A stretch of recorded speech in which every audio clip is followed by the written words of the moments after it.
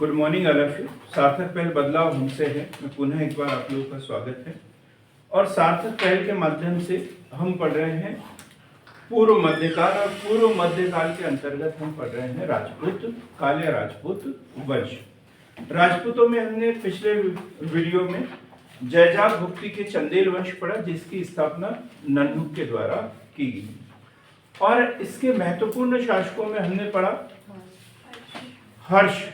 हर्ष के बाद में यशोवर्मन, महत्वपूर्ण शासक यशोवर्मन। शुरुआत यहीं से हुई है, यशोवर्मन से।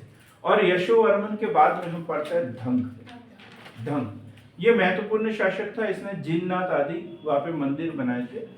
और 100 वर्ष की आयु पूर्ण होने के बाद में गंगा यमुना के संगम पर इसने जल समाधि ली थी। इसके बाद में गंग हमने पढ़ा, गंग के बाद में विद्याधर हमने पढ़ा। विद्याधर भी एक महत्वपूर्ण शासक था।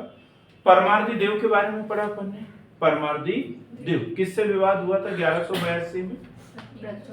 पृथ्वीराज चौहान राय पिथौरा से। महोबा तब इनका मुख्य केंद्र था, और यहाँ के 2 सिपाही आला और उदल, इनके पराक्रम साहस के बारे में भी पढ़ा। आला उदल की जो बनाफरी भाषा में रचना है उसके बारे में पढ़ा, जगनित की जो रचना है। आज हमें पढ़ना है 2 वंश, आज हम पढ़ने की कोशिश करेंगे, इसे भी थोड़ा जल्दी ही पढ़ेंगे। एक पढ़ना है हमें दिल्ली का चौहान वंश, अजमेर का चौहान वंश, शाकंभरी का चौहान वंश। ये एक ही नाम है, दिल्ली के चौहान वंश, अजमेर के चौहान वंश, शाकंभरी के चौहान वंश। और दूसरा पढ़ना है हमें काशी नरेश। आज तक पता है काशी नरेश कौन थे? नहीं पता, मतलब पढ़ने की जरूरत है। काशी नरेश कौन थे? गढ़वाल वंश, राजा जयचंद जिसे कहते हैं, राजा जयचंद। बड़ी महत्वपूर्ण विषयों पर चर्चा करने वाले हैं हम इसमें। एक तो हम चर्चा करेंगे पानीपत तराइन का प्रथम युद्ध, तराइन का द्वितीय युद्ध, चंदावर का युद्ध, अजमेर शहर किसने बसाया? अजमेर शहर नहीं पता, आपको भी नहीं पता? आपको पता है? अजय राय ने बसाया। किस वंश का था ये?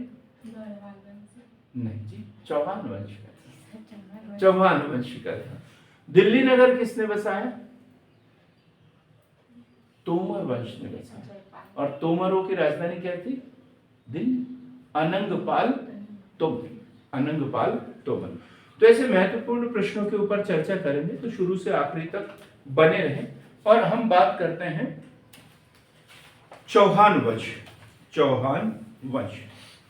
अब हम सबसे पहले इसकी चर्चा कर लेते हैं उत्पत्ति की चर्चा करेंगे कि इनकी उत्पत्ति कैसे हुई। हम पहले पढ़ चुके हैं, ये चाचा पापा पढ़ चुके हैं। क्या चीज है? हाँ जी, बोलिए पढ़ चुके। परमार, हाँ,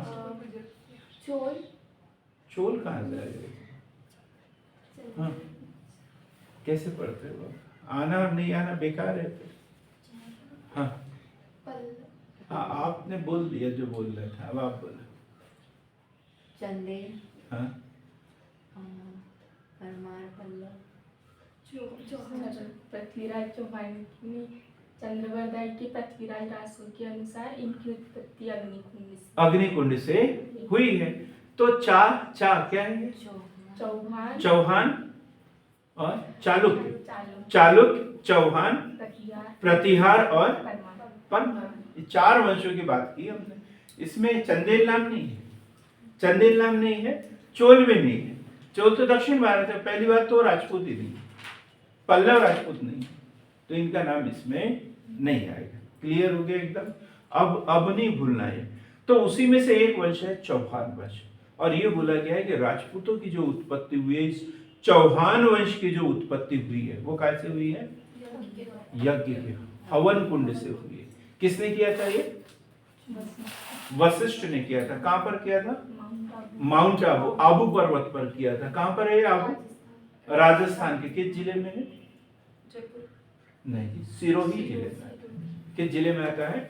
सिरोही जिले में आता है। वहां पर जो है वो एक यज्ञ हुआ था और उस यज्ञ से 4 राजपूत वंशों की स्थापना हुई थी। अब हम उत्पत्ति के बारे में पढ़ेंगे, साथ ही पढ़ेंगे कुल कौन सा था इनका। कुल तो ये बोला जाता है ये सूर्यवंशी कुल के, सूर्यवंशी कुल के। तो फिर कुल देवी होगी इनकी, कुल देवी भी होगी और कुल देवता होंगे। कुल देवता, तो कुल देवता ये मानते हैं लक्ष्मण को, और कुल देवी है इनकी आशापुरा माता। आशापुरा माता, आशापुरा माता। कुल देवी कौन है इनकी? आशापुरा माता। और कुल देवता कौन है?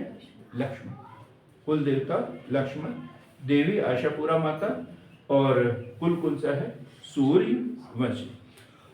अब हम जानकारी के स्रोत देख लेते हैं।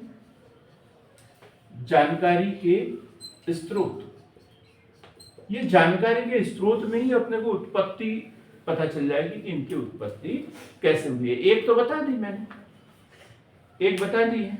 क्या बता दिया? अग्नि यज्ञ से हुई है। गुड। यज्ञ मतलब अग्निकुंड, अग्निकुंड से इनकी उत्पत्ति हुई है, ये हमने पढ़ लिया है। तो जानकारी के स्रोत अपन 2 प्रकार से देखेंगे। एक अभिलेखीय साक्ष्य, अभिलेखीय साक्ष्य, और दूसरा पढ़ लेंगे अपन साहित्यिक। दूसरा कौन सा पढ़ लेंगे? साहित्यिक साक्ष्य या साहित्यिक स्रोत।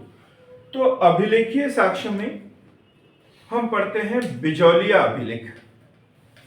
बिजौलिया अभिलेख बहुत ही महत्वपूर्ण। बिजौलिया अभिलेख, बिजौलिया अभिलेख 3 नंबर का क्वेश्चन आएगा, बन जाएगा आप लोगों से।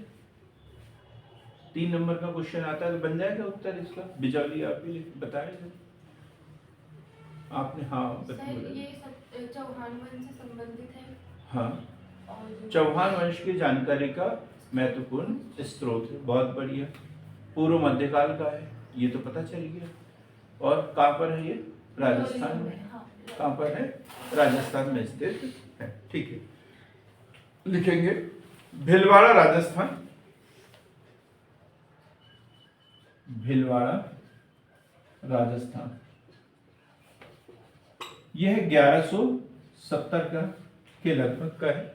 1170 सोमेश्वर देव द्वारा, सोमेश्वर देव का है। और उत्पत्ति की जानकारी मिलती है, उत्पत्ति की जानकारी मिलती है। काय की जानकारी मिलती है? उत्पत्ति की जानकारी मिलती है, उत्पत्ति की जानकारी मिलती है। अब ये क्वेश्चन है यहाँ पर कि क्या जानकारी मिलती है? क्या इसमें लिखा है कि इनकी उत्पत्ति यज्ञ कुंड से हुई है, हवन कुंड से हुई है? नहीं, इसमें जानकारी मिलती है कि इनकी जो उत्पत्ति हुई है या इनकी जो स्थापना हुई है वो वासुदेव द्वारा की गई। ये जानकारी मिलती है कि ये वंश की स्थापना कैसे हुई है।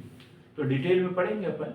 तो बिचौलिया अभिलेख के अनुसार इनकी उत्पत्ति की जानकारी मिलती है कि ये शासक कैसे बने हैं, ये जानकारी मिलती है।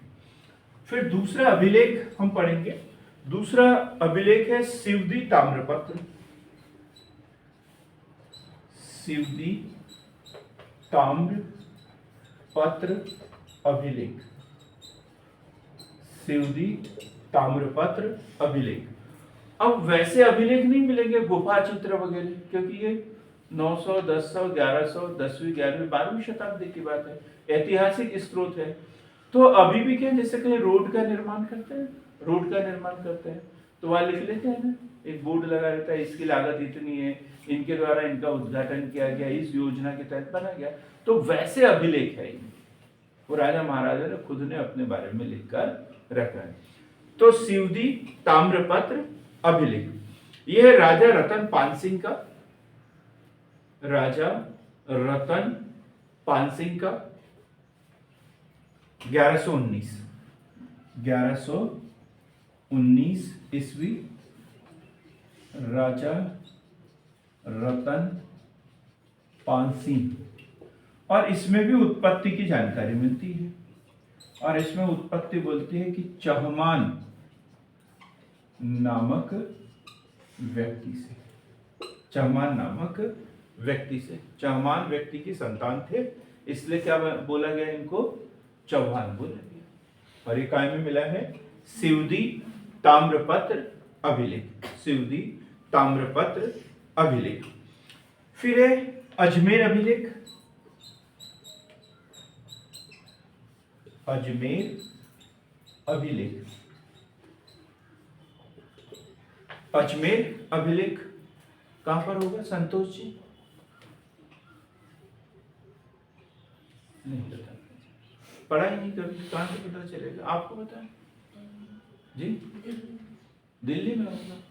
कैसे हो सकता है दिल्ली में, जब अजमेर लिखा है उसमें तो अजमेर में होगा, इतना ज्यादा सोचने की जरूरत नहीं है। अजमेर लिखा है ना, अजमेर अभिलेख तो अजमेर में ही होगा ना, ठीक।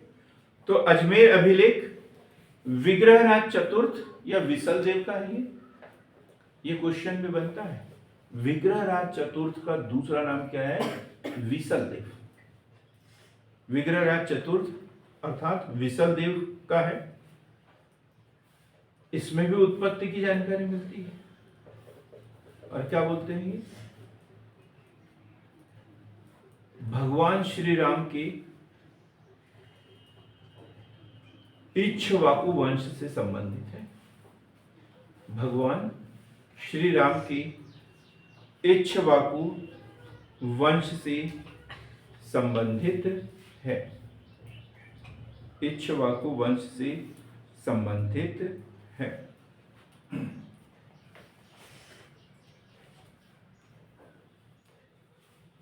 इसके बाद वरल अभिलेख, वरल अभिलेख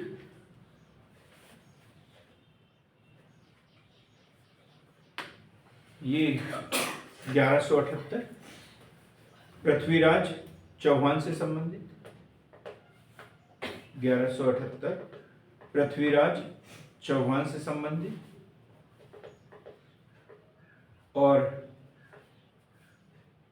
इनके अनुसार चौहान जो है प्राचीन सूर्य वंश से संबंधित है। इसमें भी उत्पत्ति की जानकारी मिलती है, सूर्य वंश से संबंधित है, सूर्य वंश से संबंधित है। क्लियर हो गया? जानकारी के स्रोत अपन ने कौन से पढ़े? अभिलेखीय साक्ष्य, और उसमें बिजौलिया अभिलेख, अजमेर अभिलेख, सिवदी ताम्रपत्र और वरल अभिलेख। ठीक, अब हम पढ़ते हैं साहित्यिक स्रोत। साहित्यिक स्रोत, इसमें भी 1 2 3 4 पढ़ लेंगे। साहित्यिक स्रोत बड़ा महत्वपूर्ण होगा। देखो, जब किसी प्रश्न का उत्तर हमें पता होगा तो ही लिख पाएंगे। अब उसमें यदि पूछ लिया चौहान वंश क्या है, कौन है चौहान, अब हमने ये सब पढ़ा होगा तो लिख लेंगे, नहीं तो लिखेंगे अजमेर के शासक थे। कोई तथ्य हमने बताया क्या? नहीं बताया। अब लिखेंगे हम कि बिजौलिया अभिलेख के अनुसार। तो जैसे ये शब्द देखा ना, तो बिजौलिया अभिलेख आपके 3 में से 3 नंबर पक्के हो गए। और नहीं तो फिर आप कथा कहानी लिखते रहो, जैसे नेता लोग भाषण देते हैं, तो कोई नंबर मिलेंगे क्या उस पर? नहीं। एकदम तथ्य के साथ में हमें प्रूफ करना पड़ता है कि कौन थे। तो बिजौलिया अभिलेख के अनुसार ये इस वंश के थे करके। तो इसकी जानकारी के जो स्रोत है उनके अनुसार उत्पत्ति के बारे में मतभेद है, उत्पत्ति के बारे में मतभेद है, क्योंकि अभिलेखीय साक्ष्य कुछ अलग बताते हैं और साहित्यिक साक्ष्य जो है वो कुछ अलग ही कहानी बताते हैं। अब साहित्यिक साक्ष्य क्या होते हैं? एक तो पढ़ा है ना आपने, आपको पता भी है। पृथ्वीराज रासो। गुड, बहुत ही शानदार। पृथ्वीराज रासो की नहीं, चंद्रवरदाई की पृथ्वीराज रासो के अनुसार इनकी जो उत्पत्ति हुई है वो कैसे हुई है? अग्निकुंड से हुई है। जबकि इसमें कहीं अभिलेखीय साक्ष्य में ऐसा कहीं बोला क्या? नहीं। क्लियर हुआ ना बात कि दोनों में मतभेद है, दोनों में मतभेद है। तो पहले सबसे पहला लिखेंगे अपन वंश भास्कर। पहली रचना है वंश भास्कर। वंश भास्कर, वंश भास्कर। हम पहले रचना लिखेंगे फिर रचनाकार का भी नाम लिखेंगे। वंश भास्कर ये सूर्यमल कवि की रचना है। सूर्यमल कवि, वंश भास्कर ये रचना है, किसने लिखा है? सूर्यमल कवि। और इनके अनुसार अग्निकुंड से उत्पत्ति हुई है। अग्निकुंड से उत्पत्ति हुई है। एक है हम्मीर महाकाव्य, ये लिखवाया था मैंने। हम्मीर काव्य अलग है, हम्मीर महाकाव्य अलग है। हम्मीर में तो पूरे हम्मीर वाले आ जाते हैं, लेकिन महाकाव्य के बारे में लिखवाया मैंने। किसने लिखा है? नयन चंद्र सूरी। नयन चंद्र सूरी। हम्मीर महाकाव्य किसकी रचना है? नयन चंद्र सूरी। और ये भी यही बोलते हैं कि इनकी उत्पत्ति कैसे हुई है? अग्निकुंड से हुई है। नयन चंद्र सूरी। तीसरा है पृथ्वीराज रासो। पृथ्वीराज रासो, और किसने लिखा है ये? चंद्रवरदाई। और यहीं से तो विचार आए हैं कि इनकी उत्पत्ति हवन कुंड से हुई। तीनों एक ही बात बताते हैं, हवन कुंड। इसके बाद हम देखेंगे चौथी बुक, राजस्थान का इतिहास। राजस्थान का इतिहास ये महत्वपूर्ण बुक है और तर्कपूर्ण है। तर्कपूर्ण है। राजस्थान का इतिहास कोई बता सकता है किसने लिखा? आप भी नहीं बताएंगे? नहीं बताएंगे। हाँ, हमसे तो पूछा ही मत करो, कहना आप अपना काम क्या करो चुपचाप। तो ये जेम्स टॉड, राजस्थान का इतिहास किसने लिखा है? James Tod. James Tod. और ये बोलते हैं कि उत्पत्ति तो कहीं हवन कुंड से इधर उधर से कहीं से होती है नहीं, बोले इस वंश की स्थापना की है। और स्थापना किसने की है? वासुदेव ने की। स्थापना की बात करते हैं। स्थापना किसने की है? वासुदेव ने की। 551 ईस्वी, 551 ईस्वी में। क्लियर हो गया?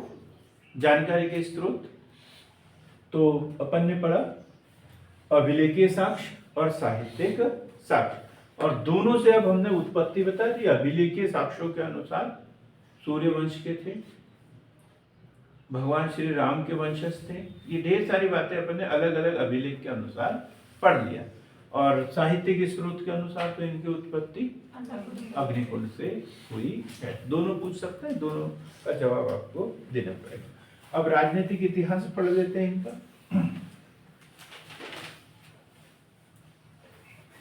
जी,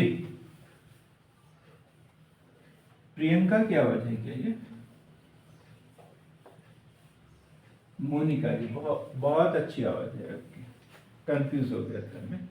एक बहुत पुराने स्टूडेंट प्रियंका शायद ग्रुप में है, उनकी भी आवाज ऐसी ही है। तो चलो बढ़िया है। अब हम राजनीतिक इतिहास पढ़ते हैं। तो सबसे पहले तो स्थापना पढ़ लेते हैं। और स्थापना कब बताया मैंने? 551 ईस्वी। कहाँ पर? शाकंभरी। शाकंभरी अर्थात अजमेर के पास में है। अजमेर है। शाकंभरी देवी भी कहलाती है ये। और जो हमने कुल देवी आशापुरा माता है, इसको शाकंभरी माता भी बोला जाता है ना। इनकी कुल देवी शाकंभरी थी। ये भी क्वेश्चन बन सकता है। तो स्थापना वासुदेव ने, किसके द्वारा? वासुदेव। और कहाँ मिलता है ये उल्लेख? बिजौलिया अभिलेख। बिजौलिया अभिलेख के अनुसार। बिजौलिया अभिलेख के हाँ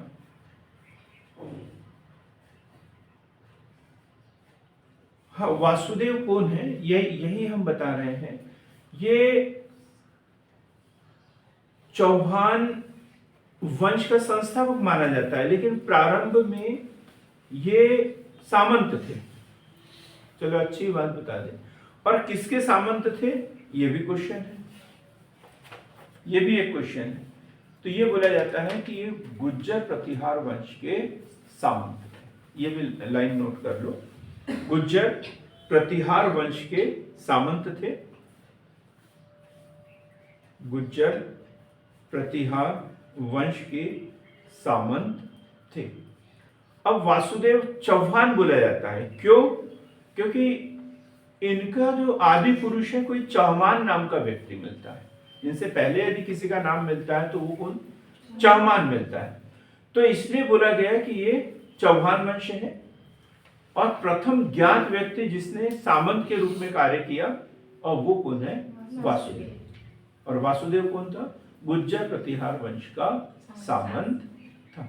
ये ऐसा उल्लेख हमें काय में मिलता है? बिजौलिया अभिलेख में मिलता है। बिजौलिया अभिलेख।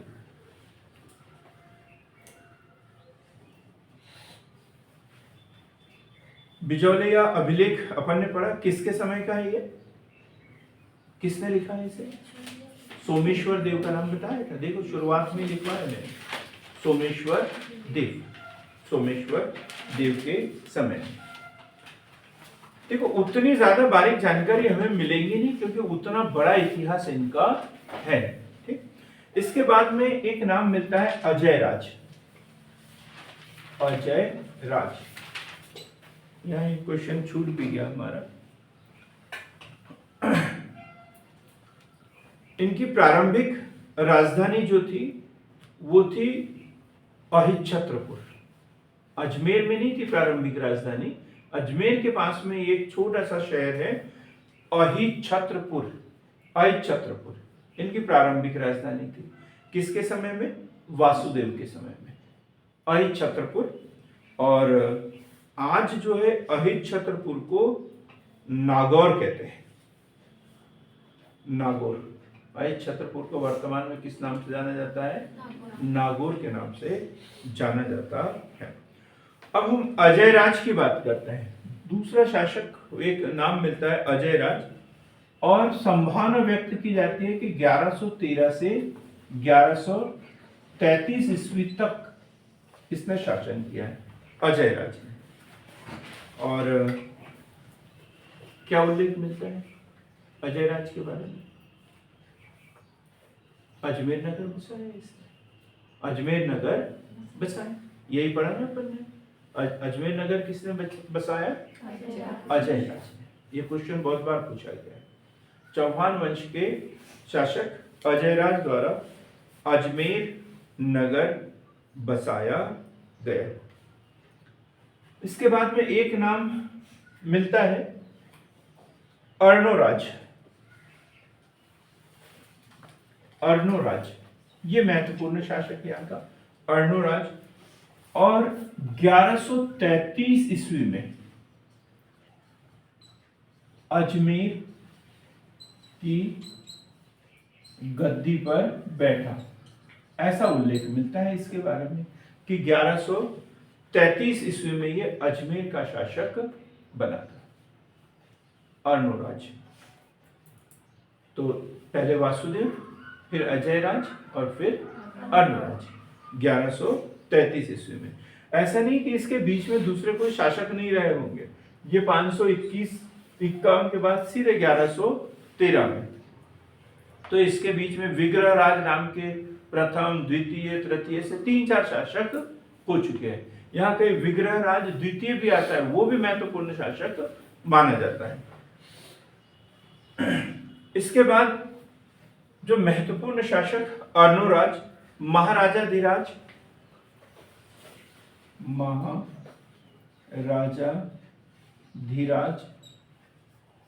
व परम भट्टारक की उपाधि धारण की, क्योंकि अब गुज्जर प्रतिहार वंश लगभग समाप्त हो चुका था, तो अब ये स्वयं ही शासक बन गए, अब सामंत बचे क्या नहीं। अजमेर में आना सागर झील का निर्माण किया। अजमेर में आना सागर झील का निर्माण किया। ये क्वेश्चन में पूछा गया है। अजमेर में आना सागर झील, अजमेर में आना सागर झील का निर्माण किया। इसी झील के पास बाद में मुगल बादशाह जहांगीर ने दौलताबाद का निर्माण किया। दौलताबाद का निर्माण किया। दौलताबाद का निर्माण किया।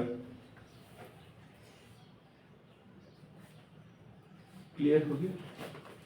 इसके बाद में मिलता है एक शासक हमें जगदेव। जगदेव, जगदेव, और बोला जाता है चौहान वंश का पितृहंता। जगदेव, जगदेव चौहान बोलेंगे, और इसे क्या बोला जाता है? चौहान वंश का पितृहंता। पितृहंता क्या होता है? पितृहंता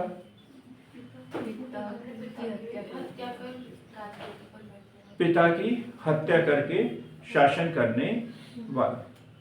पिता की हत्या करके शासन करने वाला। तो इसने अपने पिता अर्णोराज की हत्या करके सत्ता हासिल की थी, इसलिए इसे क्या बोला जाता है? पितृहंता। लेकिन बड़ा कोई उल्लेख नहीं है इनका। अब यहां तक हम एक बार फिर से देखें तो स्थापना 551 ईस्वी में शाकंभरी के पास में अहिच्छत्रपुर जिसे कहते हैं, और शाकंभरी के चौहान वंश की स्थापना वासुदेव द्वारा की गई, और बिजौलिया अभिलेख के अनुसार ये जानकारी मिलती है। फिर हमने डायरेक्ट यहाँ अजय राज से पढ़ना शुरू किया 1113 से। लेकिन यहाँ पर महत्वपूर्ण इतिहास इनका छिपा हुआ है। कुछ राजाओं के नाम मिलते हैं, जैसे कौन सा राजा बताया मैंने? विग्रहराज, विग्रहराज प्रथम, द्वितीय, तृतीय, ये सारे राजा मिलेंगे।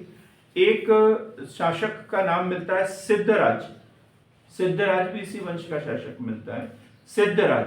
और ये सब जानकारी इस बीच में छुपी हुई है, लेकिन उनका कोई उतना महत्वपूर्ण इतिहास हमारे पास में उपलब्ध नहीं है। अर्णोराज का महत्वपूर्ण शासक, और अर्णोराज ने क्या क्या किया? अर्णोराज के बारे में क्या पढ़ा अपन ने? आना झील का निर्माण। कहां पर? अजमेर। और वहां पर बाद में क्या किया?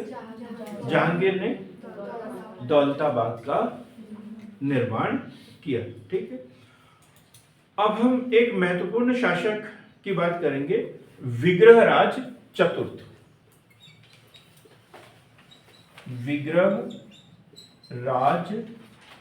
चतुर्थ, दूसरा नाम क्या है इसका? विसलदेव। विसलदेव, ये मेरे ख्याल से इस वंश का सबसे महत्वपूर्ण शासक, सबसे महत्वपूर्ण शासक। 1153 से 1180 ईस्वी तक विसलदेव। विसलदेव 1153 से 1180 ईस्वी तक।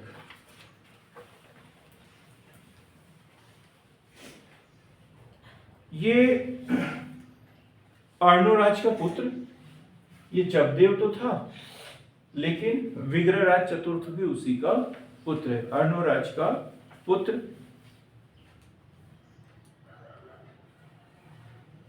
तोमरों से दिल्ली प्राप्त किया, तोमरों से दिल्ली प्राप्त किया। वह दिल्ली को अपनी राजधानी बनाया, दिल्ली को अपनी राजधानी बनाया,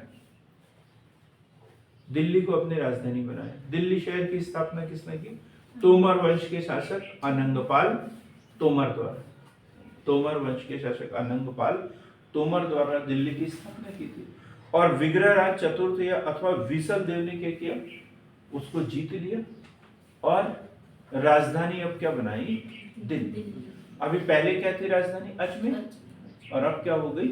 दिल्ली। सबसे पहली राजधानी अहिच्छत्रपुर, फिर अजमेर और फिर दिल्ली, फिर दिल्ली। यहाँ क्वेश्चन पूछ सकते हैं दिल्ली को कि चौहान शासक ने अपनी राजधानी बनाया था। विसल देव विजेता होने के साथ साथ, विजेता होने के साथ साथ यशस्वी कवि, यशस्वी कवि व लेखक था। संस्कृत नाटक लिखा है इसने, एक संस्कृत नाटक।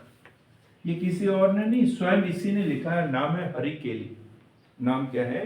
हरिकेली। हरिकेली,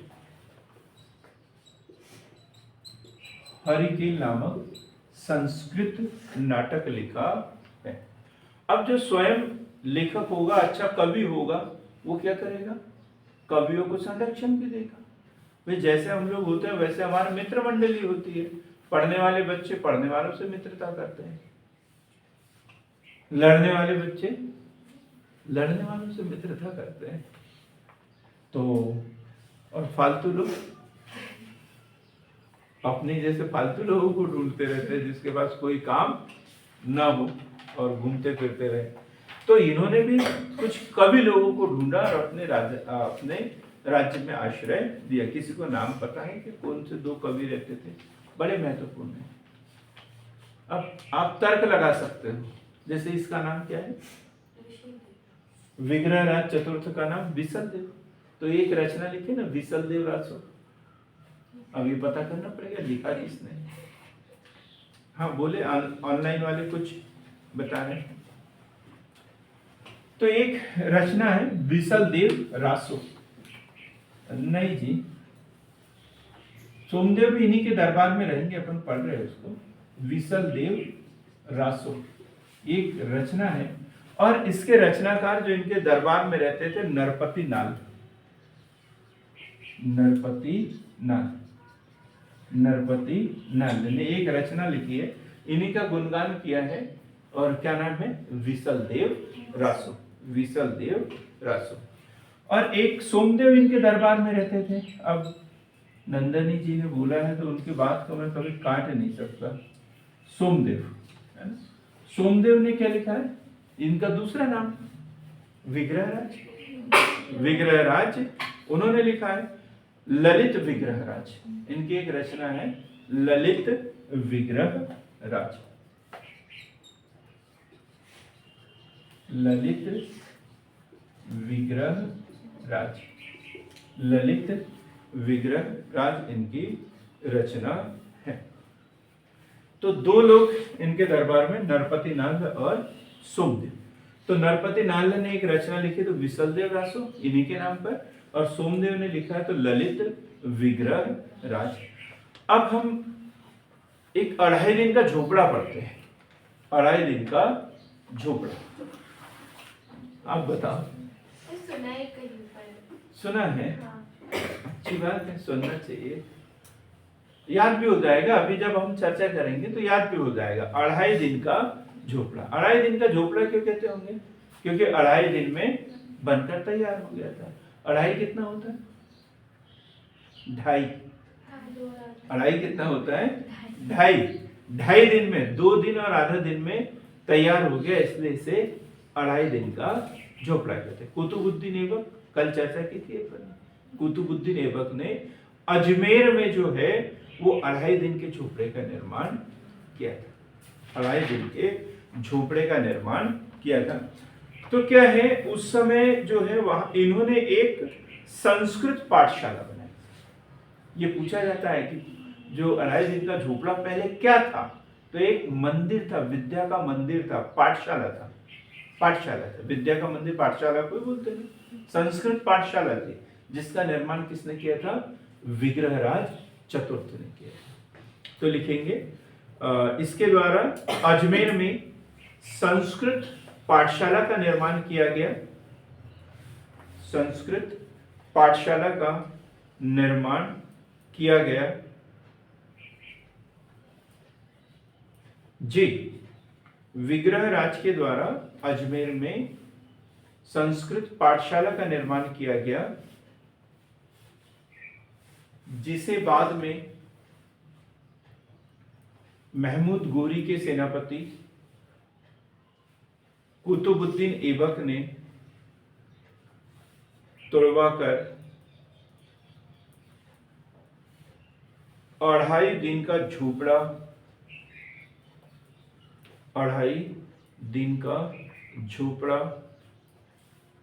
नामक मस्जिद का निर्माण किया गया। और ये जो है राजस्थान की पहली मस्जिद थी। राजस्थान की पहली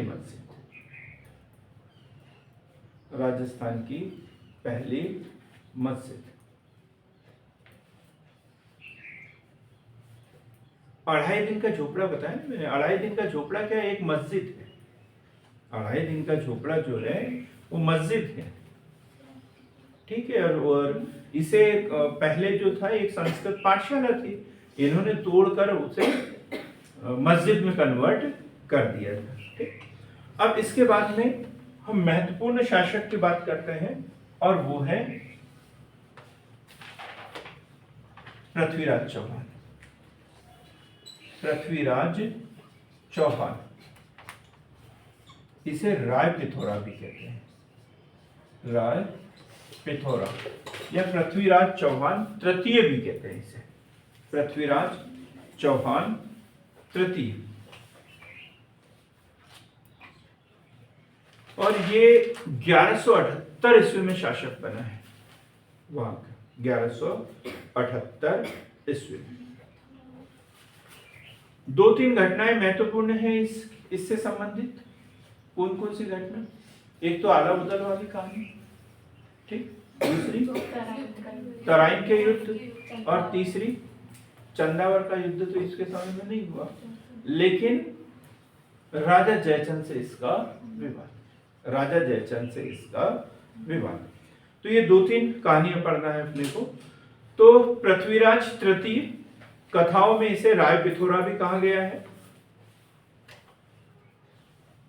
पहला विवाद हम पढ़ेंगे, बुंदेलखंड के चंदेल शासक परमार्दी देव। ये कल भी पढ़ा था, इसलिए शॉर्ट में लिखेंगे। बुंदेलखंड के चंदेल शासक परमार्दी देव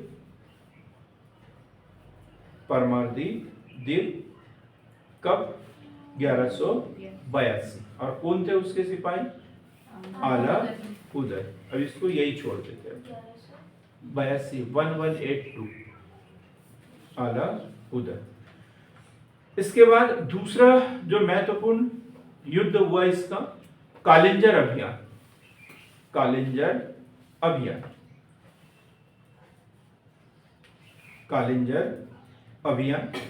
और ये हुआ है चालुक्य शासक भीम द्वितीय से, और ये 1186 1186। महमूद गोरी, उसने वही भीम प्रथम भीम द्वितीय इनसे आक्रमण किए थे, और बार बार वो पराजित हो रहा था महमूद गोरी। तो फिर भी उसने हार नहीं मानी, और बोलते हैं यदि किसी से सीखना है, किससे सीखो? महमूद गोरी से सीखो, क्योंकि इतनी बार पराजय का सामना किया उसने, इसके बावजूद उसने कभी हार नहीं मानी। हार जो है इंसान के इरादों से हो जाती है।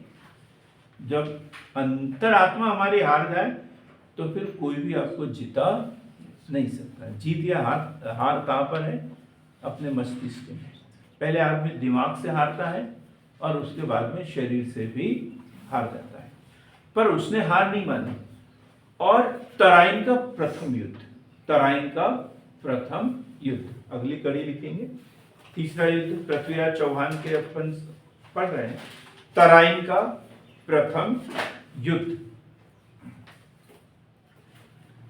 तराइन का प्रथम युद्ध 1191 ईस्वी में, 1191 ईस्वी में किसके बीच में हुआ था? पृथ्वीराज चौहान और महमूद गोरी के बीच में हुआ था। और महमूद गोरी की बुरी तरह इसमें हार हुई थी। महमूद गोरी की बुरी तरह हार हुई थी। लेकिन यह थोड़ा सा ये बन जाता है, प्रारंभिक सफलता जो है ना आदमी को बिगाड़ देती है कभी कभी।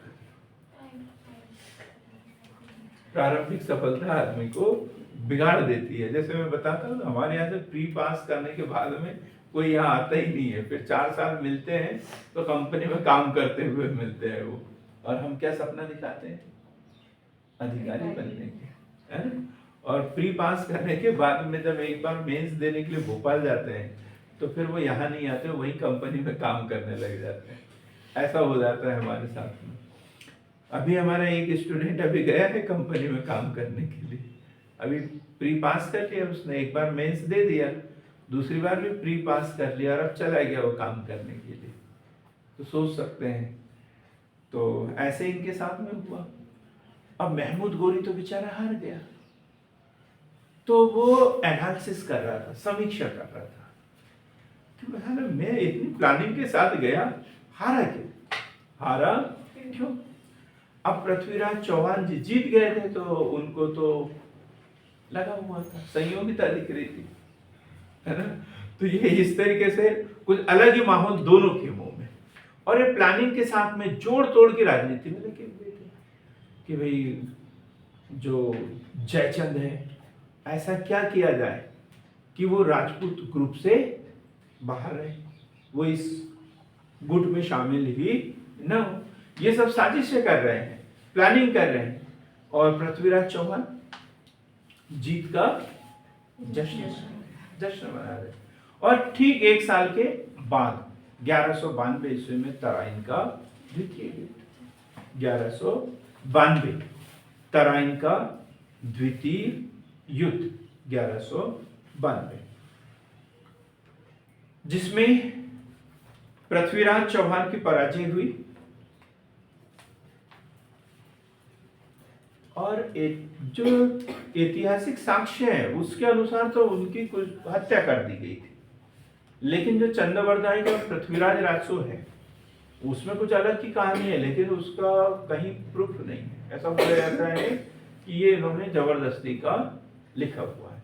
ये बोला जाता है कि उनको बंदी बना लिया था, उनकी दोनों आंखें फोड़ दी थी, उधर बाहर कहीं लेके गए, और पृथ्वीराज चौहान जो थे वो आवाज पर निशाना लगाते थे, आवाज सुनकर निशाना लगा देते थे। अब एक दिन राजा मोहम्मद गोरी सामने बैठा था, ये बैठे थे, इनकी परीक्षा ले रहे थे, और इन्होंने बोला 30 गज जमीन और क्या क्या बोला, और पृथ्वीराज चौहान लगा दो निशाना, और इन्होंने मछली की बजाय किस पे? महमूद गोरी पर ही निशाना लगा दिया और महमूद गोरी की हत्या कर दी। ऐसा बोला जाता है, ये आप कहीं पढ़ लेना, कहानी के थ्रू है ना, इसका कहीं ऐतिहासिक साक्ष्य नहीं है। ऐतिहासिक साक्ष्य यही है कि उनके वहीं पर हत्या कर दी गई थी। ठीक, क्लियर हो गया। महमूद गोरी और पृथ्वीराज चौहान के बीच में 2 युद्ध हुए। 1191 तराइन का प्रथम युद्ध जिसमें महमूद गोरी की हार हुई, पृथ्वीराज चौहान की विजय, और दूसरा 1192 तराइन का द्वितीय युद्ध, इसमें पृथ्वीराज चौहान की हार हुई और उसकी हत्या कर दी गई थी। गोविंद, इसके बाद में गोविंद को शासक बनाए,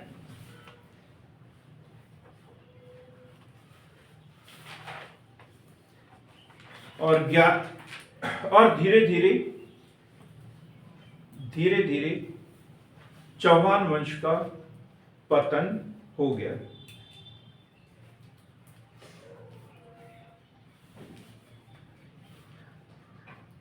पृथ्वीराज तृतीय के विषय में चंद्रवरदाई के ग्रंथ पृथ्वीराज रासो, जयानक का पृथ्वीराज विषय, पृथ्वीराज विजय, जयानक का पृथ्वीराज विजय। ये क्वेश्चन बन जाता है, पृथ्वीराज विजय किसने लिखा है? और हम वहां पे कंफ्यूज रहते हैं चंद्रवरदाई के विषय में, किसने लिखा है ये? जयानक ने। और जयचंद्र का हम्मीर महाकाव्य।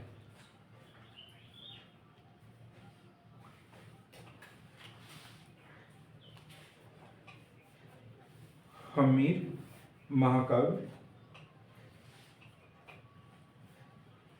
इसमें जानकारी मिलती है। पृथ्वीराज तृतीय के विषय में विस्तृत जानकारी इसमें मिलती है।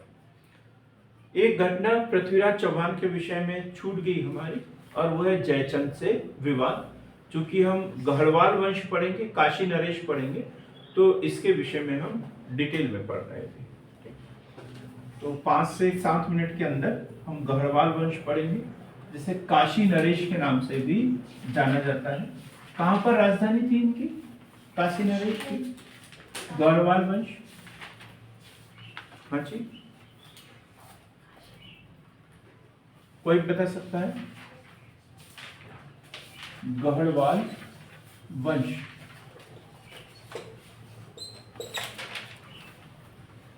नहीं, कन्नौज। बहुत ही शानदार, बहुत ही शानदार।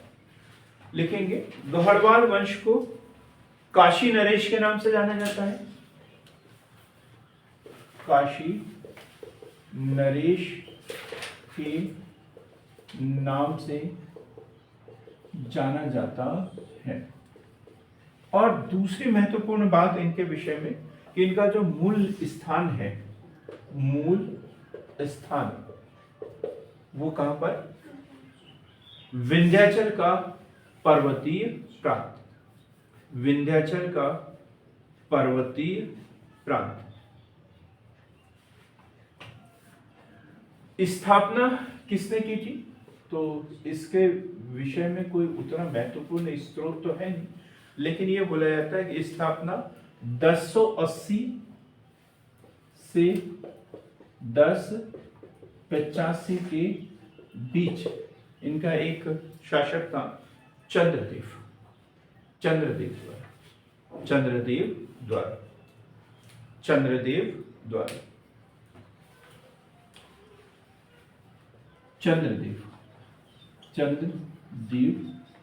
द्वारा। कहां पर की गई? कन्नौज में। अब जैसे पहले पाटलिपुत्र के बाद कन्नौज, और कन्नौज के बाद अब महत्वपूर्ण केंद्र कौन सा बनने लग गया? दिल्ली। तो दिल्ली में तोमर वंश का शासन था, और तोमर वंश के अधीन ये सामंत थे। तोमर वंश के अधीन ये शासन करते थे। तोमर वंश के अधीन ये शासन करते थे। इसके बाद एक नाम मिलता है मदन पाल। ये भी गढ़वाल वंश का शासक। 1104 से 1114 ईस्वी तक इनका शासनकाल। 1104 से 1114 तक शासन इनका। तुर्क आक्रमणकारियों ने कन्नौज पर आक्रमण किया।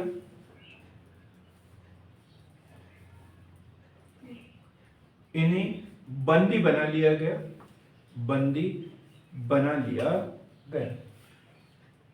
इसके बाद गोविंद चंद्र, ये नाम मिलेगा, गोविंद चंद्र।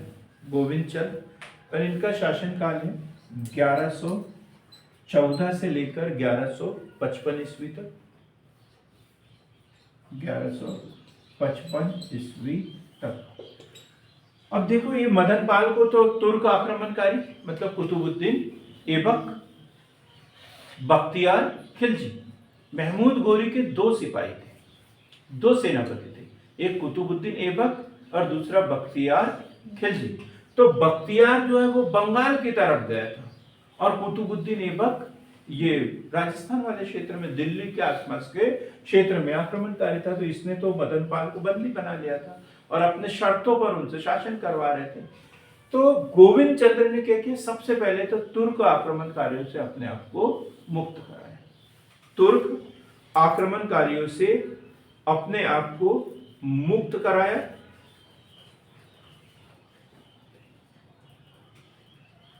कन्नौज का प्राचीन गौरव पुनः वापस लाने का प्रयास किया।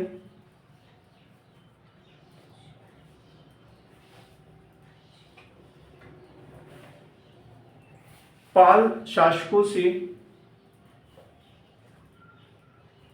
मगध जीता, मगध मतलब पाटलिपुत्र जीता। मालवा पर अधिकार किया, मालवा पर, हाँ क्या, पाल शासकों से मगध जीता, मालवा पर अधिकार किया। बड़े शासक की हम बात करें, गोविंद चंद्र किस वंश का शासक था? गढ़वाल, गढ़वाल वंश का। अभी तक हम जितने भी शासक पढ़ रहे हैं, जितने भी, चाहे मौर्य काल से पढ़ रहे हो या कोई भी, जो शिक्षा को, साहित्य को समर्थन देता था, उस शासक ने लंबा शासन किया है। जो ये ज्ञानी लोग होते हैं ना, बुद्धिजीवी वर्ग कहा जाता है। सफलता का रास्ता जो है, पीछे वाली दोनों बालिकाएं सुन ले, लिखना तो जीवन भर है। सफलता का जो रास्ता होता है वो किताबों से होकर ही जाता है। चाहे किसी भी फील्ड में जाना हो, किसी भी फील्ड में जाना हो, यदि कोई ड्राइंग में यदि कोई अपना भविष्य बनाना चाहता है तो उसे ड्राइंग का अध्ययन करना ही पड़ेगा। उससे पहले जिन्होंने ड्राइंग किया हुआ है उसके ग्रंथों को पढ़ना ही पड़ेगा। संगीत के क्षेत्र में आगे जाना चाहता है तो संगीत की जो पुस्तक है उसे पढ़ना ही पड़ेगा। तो अभी तक अपन जितने भी महान शासकों की बात करें तो वो तो साहित्य को मान्यता देते ही थे, अपने पास में विद्वानों को रखते ही थे। ऐसे ही भी गोविंद चंद्र का नाम भी महत्वपूर्ण शासकों में लिया जाता है। लिखेंगे, गोविंद चंद्र स्वयं बड़ा विद्वान था,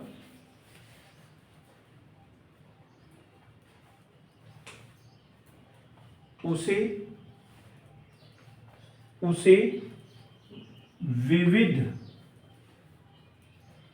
विद्या, विचार, वाचस्पति कहा गया है। क्या कहा गया है? विविध विद्या, विचार, वाचस्पति कहा गया है।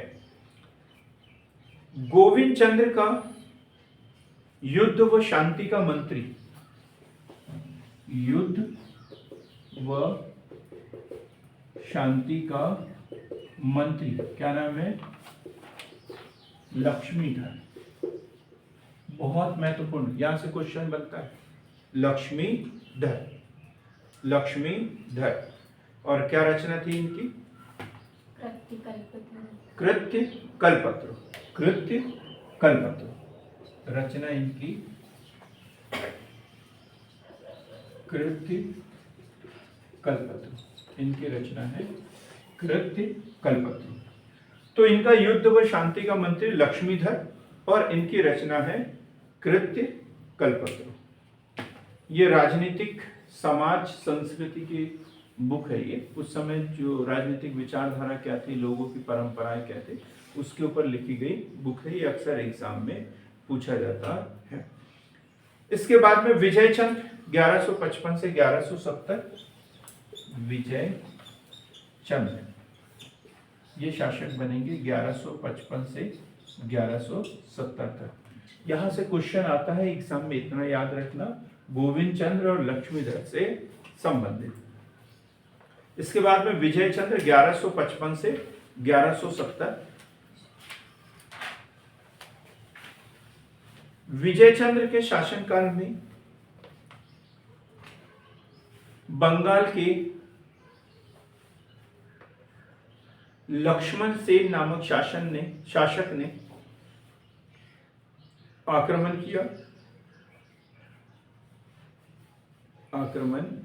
किया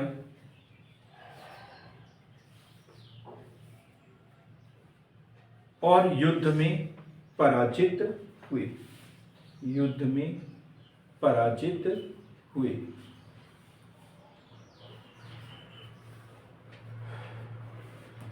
विजय चंद्र के शासनकाल में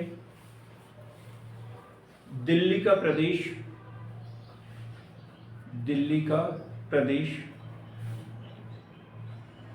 गढ़वालों के हाथ से निकल गया।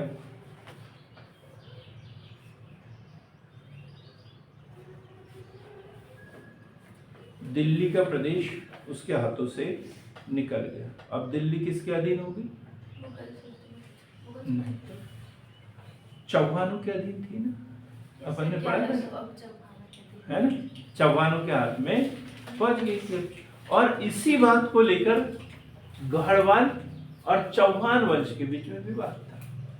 दोनों एक ही कुटुंब के, ये जो दिल्ली जो है वो इनके नाना थे, कुल मिला के नाना थे, पृथ्वीराज चौहान के नाना थे वो दिल्ली के शासक, और उनका कोई बालक जो है वो उत्तराधिकारी था नहीं, तो गढ़वाल शासन कर रहे थे। अब चौहान वंश ने उसके ऊपर कब्जा कर लिया और ये उनके बीच में विवाद का कारण था। राजपूत होते हुए भी एक दूसरे के साथ में नहीं थे। अब उसमें आग में घी डालने का काम किसने किया? गढ़वाल वंश ने नहीं किया, संयोगिता वाले मैटर ने किया, ठीक है। आगे लिखेंगे अब हम जयचंद्र, जल्दी लिखेंगे, टाइम बहुत हो रहा है। जयचंद्र 1170 से 1194। इस वंश का अंतिम शक्तिशाली शासक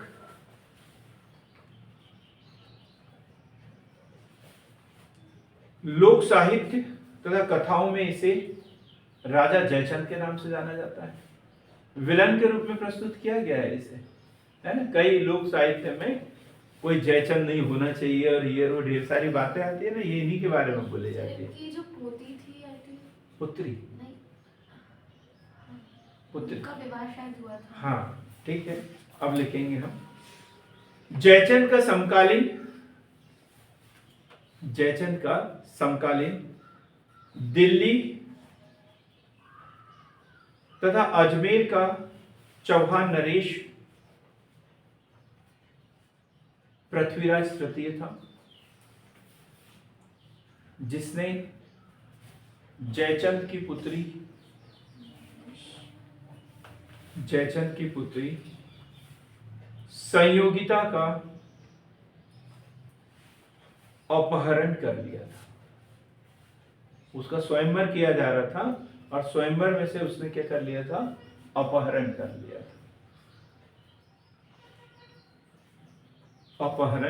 कर लिया था। राजा जयचंद ने देवगिरी के यादवों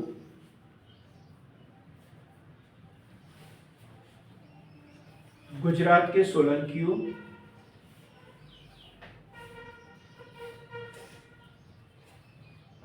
देवगिरी के यादव, गुजरात के सोलंकी व तुर्क आक्रमणों को बार बार असफल किया। मतलब उन दोनों को तो हराया था, किस किस को? देवगिरी के यादवों को और गुजरात के सोलंकियों को, और तुर्क आक्रमणों को क्या किया उसने? असफल किया। इसके उपलक्ष्य में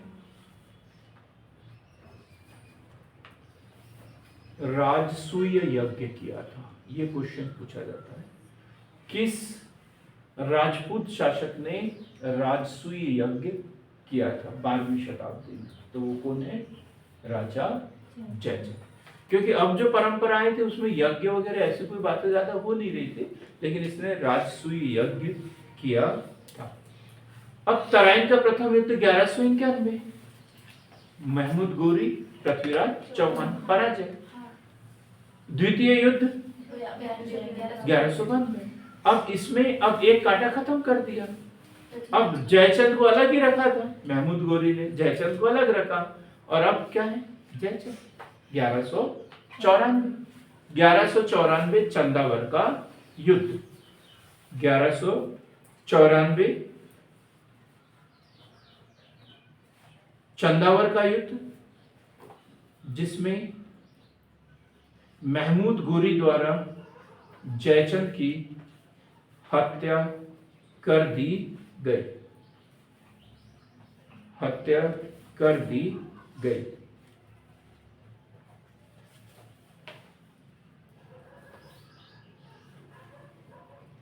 ठीक है, आज के लिए इतना ही। कल हमारे पास में जो पढ़ने के लिए टॉपिक रहेगा वो है मालवा के परमार वंश और गुजरात के या अनिलवाड़ के चालुक्य वंश, जिन्हें सोलंकी वंश भी कहा जाता है। क्या कहा जाता है? सोलंकी वंश। ये वही चालुक्य वंश या सोलंकी वंश है जिनकी उत्पत्ति अग्निकुंड से मानी जाती है। कल डिटेल में पढ़ेंगे। आज के लिए इतना है। बहुत बहुत धन्यवाद।